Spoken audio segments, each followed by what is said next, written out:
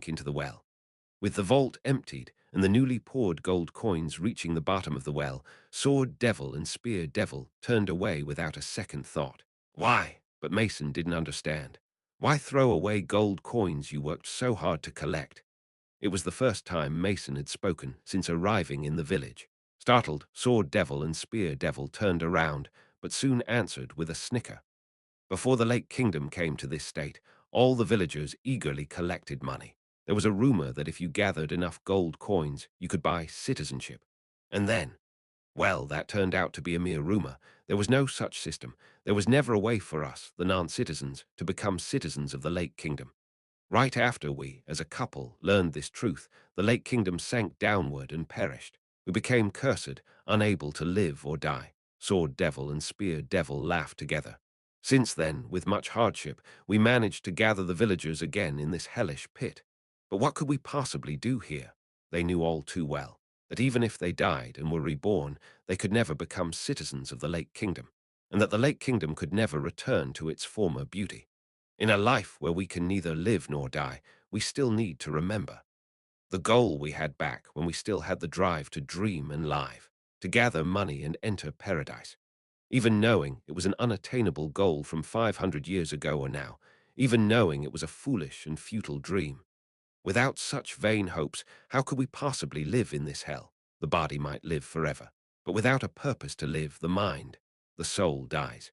So the people here collected gold coins to survive, scouring the bottom of this hell, continuing out of sheer inertia. And to maintain that inertia, when enough gold coins are gathered, they throw them down here. The vault was emptied, and the people set out again with a new goal to fill it, surviving yet another day. Ha ha! Mason, who had just begun to understand the principle behind this bottom village's survival, let out a hollow laugh. Sword Devil and Spear Devil glanced at him. Do we amuse you? It must be hard for a living soul from the outside world to understand. No, Mason shook his head. I realize that this hell isn't so different from the outside world. Carrying the empty vault on his shoulder, Mason walked between the two elders. I learned to wield a sword to support my family. My parents and relatives were old and sick, and I was the only one in the family capable of doing a proper day's work. At first, it was enough to eat without starving, but as soon as we stopped going hungry, other problems erupted. Winter was cold in mere rags, and without a proper house, it was hard to sleep for fear of thieves. Clothes were needed. A house was needed. Thus, Mason easily fell into temptation. Instead of loyalty to the McGregor family, who taught him the sword, he started associating with others who filled his pockets right away. Just not starving wasn't enough to live as a person. So I kept switching masters, looking for those who paid more. And then he met Fernandez. Like getting wet in a drizzle, by the time Mason realized it, he had completely become Fernandez's dog. But one day his master said something, that the world was doomed anyway. Everyone would die, but he would try to save the people within the imperial capital, New Terra. Fernandez had his own firm cause. Facing the end of the world, he wanted to save as many people as he could. He wanted to save at least those living in the imperial capital, New Terra. The problem was that Mason's family wasn't wealthy enough to live within the imperial capital. They lived in the suburbs, far from the capital. I hastily sold my family's house in the suburbs, but the money was not enough to move into and live within the imperial capital. Mason laughed bitterly. No matter how hard I tried, my family and I could never become people. So I went to my master, knelt down and begged. If he could make my family live within the imperial capital, turn us into people, I would do anything for him. Mason looked down at his hands, which had turned beastly. And this is what happened. He wanted to live like a human. For that simple purpose, he gave up being human, betraying the family that taught him swordsmanship, arranging for the death of his benefactor, threatening his son with a sword. And ultimately, after being injected with serum, he degenerated into a beastly form. He spent his whole life striving to be human. But when he came to his senses, he had become something far from human. Mason laughed bitterly. Maybe living is like pouring gold coins into a dry well. To collect gold coins, they throw gold coins away. To live as humans, they give up being human. In the end, both gold and humanity lose their original value, and the process itself becomes the purpose, turning like a wheel. Chewing over this irony, Mason looked up as he arrived at the house of Sword Devil and Spear Devil. I've heard a good story. There stood Ash, right in front of him. Startled, Mason's shoulders tensed. Ash scratched his ear with his finger and then glared at Mason. But you, when did you break free from the enchantment? Mason laughed hollowly. Caught red-handed. Mason and I were crouching together in front of the sewer. Even though he was freed from the enchantment, Mason showed no intention of harming me, and I likewise had no desire to deal with him. We sat side by side, silently killing time together. After a long silence, Mason, with his furry body, rummaged around and suddenly pulled out a pocket watch. I was startled. Whoa, what? Where did you get that from? Wasn't it that nothing came out during the previous search? Where did he pull that from? Having a body like this, with twisted bone structure and fur, gives me many places to hide things. He then handed me the pocket watch. I recoiled, surprised. You didn't keep it somewhere dirty, did you? It's precious to me. I kept it in a relatively clean place. Relatively clean. With a skeptical look, I took the pocket watch. Mason gestured for me to open it, so I flipped open the metal cover. Click. Inside were a plain pocket watch showing the time, and a portrait of a woman on the cover. Mason's gaze at the portrait was filled with deep affection. Who is this? I asked cautiously. Could it be Mason's wife? His answer was somewhat unexpected. My girlfriend. Eh? Considering Mason looked at least 50, I didn't expect him to say girlfriend instead of spouse. Chastising my own stereotypes, I awkwardly smiled. You must have been together for a long time, keeping her portrait like this. No, we've only been on about 5 dates. We haven't been together long. Cough. Clearing my throat, I asked carefully. Still, she must be very special to you. How did you meet? There was a time I had to attend a couple's party during a mission, and being a clumsy fool who had never held a woman's hand, I was in a fix. Then I found a service where you pay to have someone pretend to be your partner. And after that mission, we continued to meet, feeling good about each other. Paying. If I don't pay, she wouldn't meet me. What a fool, this man. This isn't a romantic relationship, but something. Darker, but Mason nodded seriously. Our feelings for each other are genuine, especially before I came down for this mission. Especially. We even held hands. You don't look it, but you're a real fool, sir. While it's okay if the participant is happy, this is too far beyond my imagination. I'm a fool too, but this man is much worse. I've spent my whole life supporting my family. Mason muttered, staring vacantly at the sewer on the other side.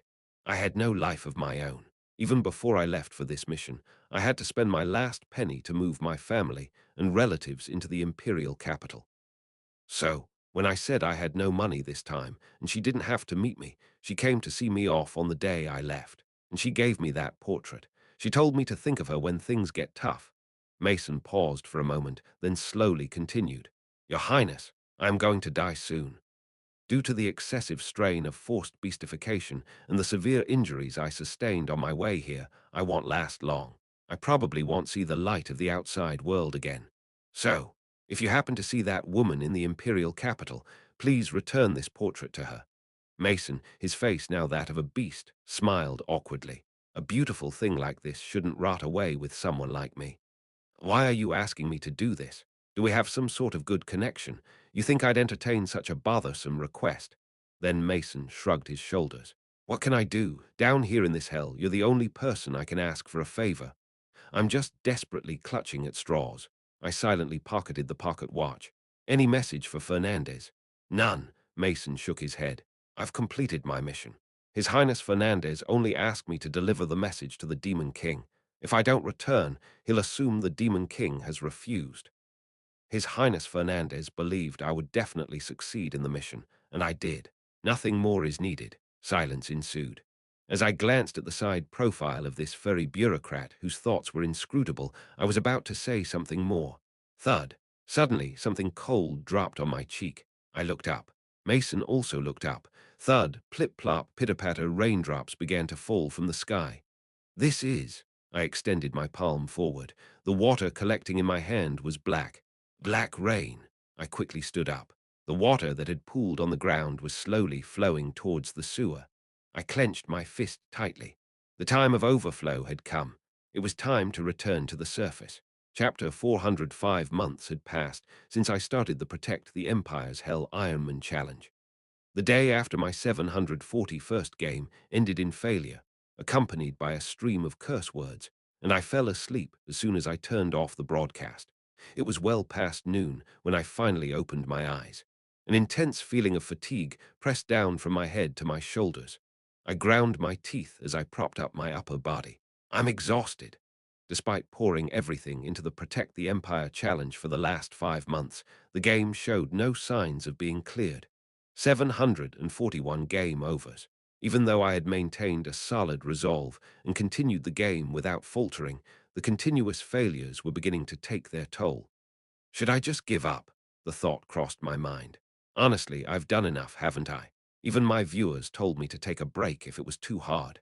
I could donate the amount raised from donations to a childhood cancer foundation, fulfilling the original intention. What matters is the effort. Who would blame me? After all, no one has ever beaten it before. Let's compromise. Yeah, just give up here and switch to another game VR rah rah rah. VR rah rah rah. Just then, a vibrating sound came from the bedside. Startled, I sat up quickly and grabbed my phone. The caller's name was displayed on the screen. A bad feeling raced down my spine. I quickly answered the call. Hello. Thank you for visiting my child so often and for your support. In the cafe on the first floor of the hospital. Having rushed over after receiving the call, the kid's mother deeply bowed to me. After a brief silence, she hesitated for a long time before slowly opening her mouth. I've decided to let go of my child in a month.